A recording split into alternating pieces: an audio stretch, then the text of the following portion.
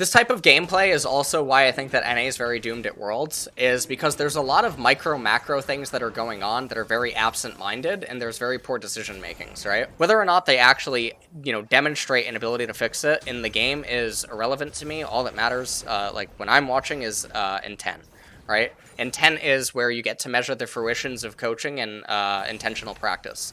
When there's a lack of intent, it suggests that nothing is actually being practiced.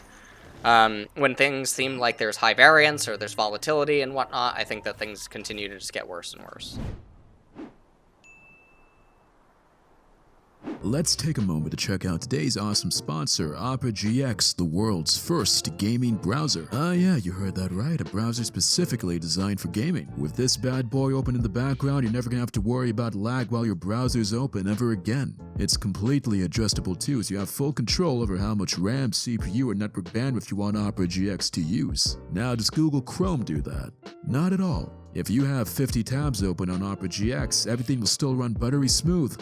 But if you do that on Google Chrome, then yikes. Oh no, not again, boys, no! Plus, you have a full hub on anything gaming related with GX Corner. You're always going to stay in the know of the new games coming out, the hottest deals on the market, the new league champions coming into the mix, and more. You're never going to be out of the loop again. Full Twitch and Discord integration allows you to watch your favorite streamers and talk with all your buds right on the sidebar. You can even add WhatsApp and Facebook Messenger into the mix if you want. And the cherry on top is you have complete control over the look of the browser, and essentially it lets you make the browser of your dreams. Everything appearance-wise is customizable. You got tons of different options to choose from, and they all look beautiful. Plus, if you got Razer gear, the backlight of the browser works perfectly with Razer Chroma. And now I strongly urge you to go ahead and download Opera GX for an enhanced gaming experience. It's free and you can download it in the link in the description below. Alright, so 100 Thieves. They opened with Graves Camille and Azir. I mean, honestly, with the way that everyone's drafting, none of these champions really signify that there's any purpose other than, like, they just don't want to play them. Team Liquid respond with R1, R2, Kai'Sa, Michaela. Alistar now gonna get banned away by Team Liquid. I'm not sure why Alistar ban. I guess it's because he can cancel Rel's thing, but, like, I mean... If the thought process is that, like, Alistar can do that, then, I mean, there's a lot of other champions that are very problematic, like Taric. Taric actually should be pretty good against Rel, to be completely honest. Okay, Thresh banned away. Also, Gangplank is a nice ban to see. Okay, Quinn in response to the Renekton. Now, I think that 100 Thieves right now, I mean, they're very sinful in their draft approach here. Team Liquid, I think, are actually assessing everything pretty well. They're definitely lining it up. Team Liquid's draft outside of the Kai'Sa is pretty good right now, actually. They're not being punished, so the draft's actually good. Okay, so Ezreal's being hovered. I mean, Ezreal, I think, is a really bad pick here. As is the Nautilus. I think both of these are actually really bad picks. There's a Sylas hover right now, but I don't think Sylas is what you necessarily want to pick here. I mean, just choosing any traditional mage would be more than fine. I mean, also, with Lilia in the jungle, you could have Lilia go for... You could actually just pick Lucian here with Cleanse, and Lucian would have quite a bit of value. You could just pick Lucian, and then have Lilia just go full-on damage. I mean, that would definitely be an option. Ryze is also an option as a vacuum answer to the Twisted Fate. Other things that are probably, like, yeah, I mean, I guess there's less common things that could be picked here. Like Kosadin could maybe even be picked. Tristana's fine as well. Yeah, Tristana's fine as well for sure. TL did hard win draft, yeah. TL's draft is pretty good overall against 100 Thieves. So I think this is fine. Okay, so Alphari is not going to take any minion aggro due to the proximity of the minion wave, but now he was, once he ended up backing up. Sunday wards the brush in order to give his minions LOS, so that they could continue to see Alphari. And Alphari should just go for Cheater in this matchup. There's no reason not to, especially because Lilia is just going to do this, right? And so Alphari doesn't have a reason to stay top, and then if you Cheater, you pull 4. You pull 4, you pull 5, and then Lilia, when she returns for golems, she can try to find a good gank timing in top. Seems like Ryze got perfect CS in mid lane, even though we're not seeing it. He's at 2 corrupting potions right now. Demonte and Jensen both have teleport. Jensen's dropping the ball here with no auto attacks on minions. I don't know why he's playing so respectful. There's no way for him to get ganked right now. He's waiting for 4th wave, but given... now you see Demonte's playing really far back and he's down a potion. Demonte will never accept a trade against Ryze. So the thing is that if you try to use, like, Foresight to envision how Twisted Fate can play, regardless of what Demonte is going to do, you try to play against Twisted Fate's best possible line. And then you account for, like, what he can and can't do, and we identify this as his range. If you end up doing that, then Jensen should play wave 4 very differently and just crash it, because he should understand that Twisted Fate doesn't have any reason to actually interact with him for the remainder of the laning phase until he would reset at the same exact time as Ryze, which is the losing line for Ryze. Meanwhile, down in bot lane, I don't know how bot lane came to be like this. It is pushing out into Core JJ and Tactical, and you can see that Alphari didn't go for Cheater up in top lane. And now we see Lilia is dancing around the right-hand side. I don't know how this is happening. I mean, I really don't understand. We end up getting a flash out. FBI getting really close to killing Tactical. I think Hui should have probably just actually traded Ignite there for heal. Because if you trade Ignite for heal, it would actually be a lot better, because heal has lower value, and then if Tactical is much lower on HP right now and minus heal, then this wave gets really scary, and it demands that Lilia actually stay, and there's no teleport on top laner, and Jensen has no mana to TP to bot lane. So they could definitely do a lot of good pressuring stuff here, FBI and Hui, but Hui didn't activate Ignite, so that's a little bit weird. Oh, FBI, really good. First blood, really good. And they got the heal. So they ended up finding a kill anyway. Obviously, Tactical and Core JJ are blundering with their spacing. This is very uncharacteristic by them, for sure. And this is what I meant earlier by Jensen's playing his lane really bad. Somehow, Damonte was down a Corrupting Potion. Damonte just blundered as well. Well, actually, no, I'm sorry. I didn't see this. I just make a mistake while I say that he blundered. Alright, so Jensen's doing something good here, but this is what I meant earlier. When Damonte was down a Corrupting Potion, this never should have been able to happen. A very similar match teleport in relatively similar lane state, because Jensen was so far ahead. This lane state is something that I call Ultra Swapsa. Means like it's beyond salvation. You know, you can't really fix this. And then rather than wait for this wave, he could have pulled this wave. You can look at the game timer to know when there's cannon waves. Thought this was cannon.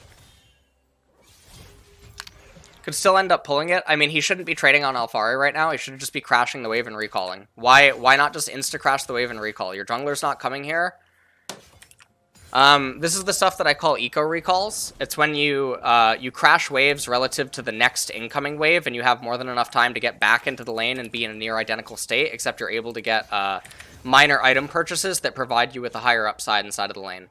Now, you can make the argument right here that he's getting chip damage on the turret, but the value of having the lane in a exact state that you want it while having item advantage, while having HP advantage, and having already come off of your reset while retaining teleport would be a much better situation for someday. So, in a situation like this, because what I'm talking about is demonstrable, I'm really comfortable just saying that he's blundering. Demonstrable being that you could go into a custom game and actually just show why it's better. Right now, down here in bottom lane, FBI and Hui are going to be able to get this this in to the enemy turret, and they're going to be able to get a recall off for free. This is very akin to the Renekton spot from earlier, where I said that Renekton should have just gotten a wave into the turret, if you remember, when you have the 2 pile up and get it into the turret and then come back. In the instance here, we just saw FBI and Hui recall, whereas up in top lane, we saw Someday elect not to do his recall and play for the next wave randomly. This is the only timing where Someday can die. Okay, flash out, and we're going to get a Drowsy. Dominus popped for the HP. And, okay, gets a little bit of a heal, and that is going to be a kill going the way of Alphari. Ocean Dragon's coming up. I think that Someday should just run to Ocean Dragon. It's imperative that you actually get it. Because Quinn should just be on Valor, and then Quinn should run to Ocean Drake. Yep. Oh, wow, Someday's making really good decision. Really good decision by Someday. So the reason that you have to do this is because Quinn can run with Valor and then run back to top lane. And then because Someday doesn't have teleport. Now, even if he did have teleport, the correct decision is to run to the dragon first and then teleport up to top after. That way, if Alphari comes to the dragon, there's a standoff. You know that Alphari is down here, and then you get to teleport back up to top lane, and you get first action on the wave.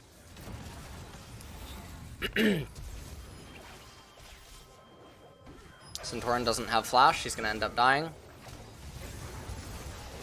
Really good that Damonte is the one that ends up getting the kill. Teemo thumbs up comes out by FBI. Like, we take a look at this. So, I mean, you have these 3 camps up as well, but closers, obviously, you want to make this play on Centauran, so you're going to come in. They're going to end up killing Centauran. And then they end up getting the wolf camp. And then right here, just take a look at this. I mean, this minion wave, it's going to end up pushing away at that point with what they did. But they just line up for Rel, and I mean... it's hard to say that, like, TL did something amazing here, because it's really just 100 Thieves is trolling. I like the Rift Herald being summoned when the turret's at many plates remaining. You're not in a rush to actually get this turret plate. Or you're not in a rush to get first turret. Because if you get first turret here, Quinn would actually have a lot better of a time against Renekton. Realistically, Team Liquid doesn't have an obligation to do anything at this stage of the game. They're only down 600 gold. They just have to wait for the next dragon, and they need to just let the Rise and Friends scale up. So 100 Thieves are going to randomly do the Herald again, rather than just prioritizing camps and whatnot. I understand that these camps aren't up, but like you kill these camps, you reset, etc. Getting second Herald doesn't really do anything in the game anyway. The turret in mid, very healthy. Turret in bottom, very healthy. Turret in top, I still think has about 2,000 HP remaining, so getting the Herald isn't like super big. Actually, even like capturing the first tier 1 turret here I think is really bad. It looks like Closer is very indecisive, like he was going to move up and do it, and then he backed off. And now he's randomly running through mid lane for no reason. Like, can you please just go do your camps? This type of gameplay is also why I think that NA is very doomed at Worlds, is because there's a lot of micro-macro things that are going on that are very absent-minded, and there's very poor decision-makings, right? And even though Team Liquid has a really good scaling team composition, they're also not doing things that are in their best interest in order to reduce or diminish the gold gap or like advantages that the opponents have over them right now. They're just sort of still going through the nature, and then they're going to rely on their own individual prowess in order to carry the game. And while that might end up ringing true here in North America, when you come into international competition, they're never going to win a game like this.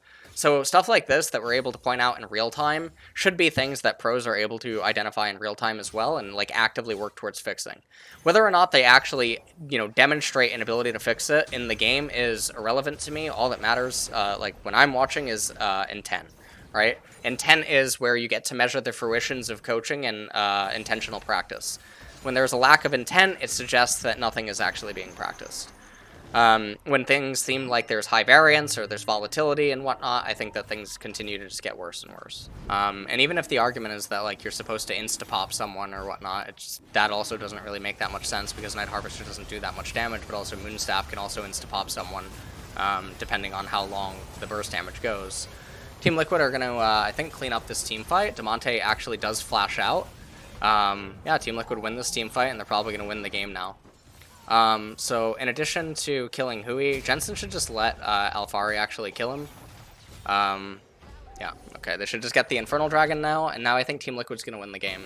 This is another reason why I hate these team compositions that 100 Thieves and other teams around the world end up drafting, because they're so fucking razor thin. The irony in the robot comment is really funny, because you actually have to be the robots when you're playing the 100 Thieves team composition when you're against players of equal or better skill than you. Because basically what you're saying is that you're making a bet that you can mechanically outplay the opponents consistently. Whereas, obviously Team Liquid's team composition is just a lot better.